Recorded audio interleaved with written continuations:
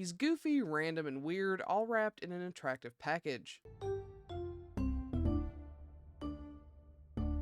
Hi, welcome back to my channel. Today, we'll be discussing Picked Up by Sly Man by Shippo Usui. And this review is thanks in part to those of you who took part in my poll. This was the last choice in the poll, tattoos. And if you'd like to check out the other two options, you can watch them by clicking the annotation or the links in the description. And if you'd like to help decide what gets reviewed next, go ahead and subscribe, get your BL library card for the BL library, and be on the lookout for my community posts with the polls. Before we get started, there will be spoilers, so if you don't want to be spoiled on this manga, go ahead and click off now. No worries, I'll catch you next time. For those of you who decide to stick around, let's go over some content warnings. There may be references to excessive drinking, including possible alcoholism, homelessness, violence, gambling, age gap, breakup, not between the main couple, blood, peer pressure, slut shaming, cheating, not between the main couple, child abandonment, implied child abuse, and dubcon, as these things do appear in the manga. If that's okay with you, let's go and get started.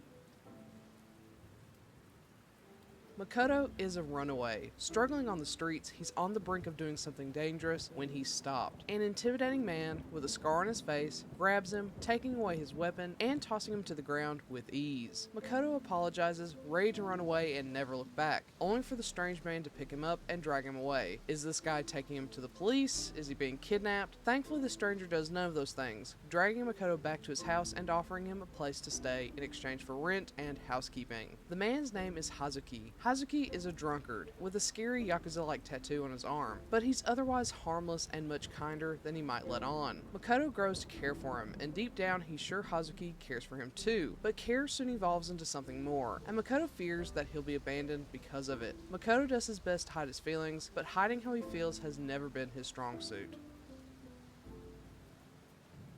To start with, the covers of this title are a bit deceptive. They're very clean and seem like every other current title coming out today. However, this has a more classic feel within the actual pages. I wouldn't call it antiquated, but there's something in the roundness and the very pointed noses that remind me of Cyborg 009 and similar titles. It's also very inconsistent, but I must admit the art style matches the story's tone, which I like. I'm finding more and more that the style aligning with the story is more important to me than the style itself. With that said, if you want clean, consistent, current art, this is a no-go, but otherwise, I like it. Story-wise, this is Chaos the Manga. It sometimes gives off lol random vibes, which I would usually be adverse to. However, the source of this humor is Hazuki, and there's something about him that I really like. He's goofy, random, and weird, all wrapped in an attractive package. The humor comes off as a mask or a wall, a way to separate himself from the pain and struggle of a life without meaning or direction. He also uses it to comfort Makoto, who he compares to a frightened dog. Humor is a tool to avoid just as much as it is a way to grow closer, and it is a powerful one. It's certainly not going to be for everyone, but I think the purpose behind it is more important than whether it'll make you laugh.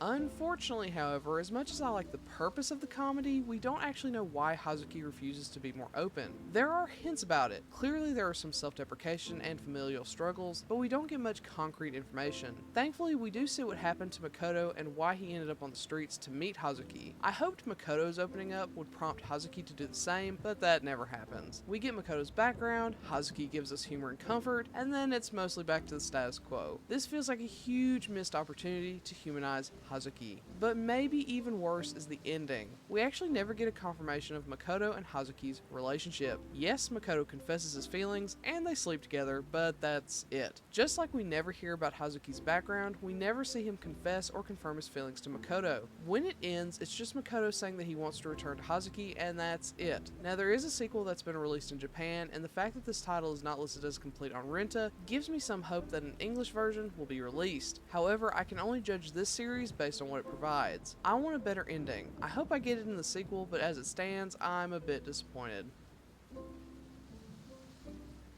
With all that being said, surprisingly, I like this. Honestly, this had so many elements that I really disliked, and I was ready to dislike it once I saw them at play, but the characters are so likable that this is hard to dislike. I wouldn't say it's necessarily good, but it is enjoyable. I would barely call this a romance, but if you're looking for some random comedy with slow burn smut, I'd give this one a shot. If you want a definitive romance with a definitive ending, however, this is probably a miss. So, have you read Picked Up by Sly Man? If so, what do you think? Do you agree with my assessment? Do you not? Let me know in the comment below. Otherwise, I'll catch you next time. Bye!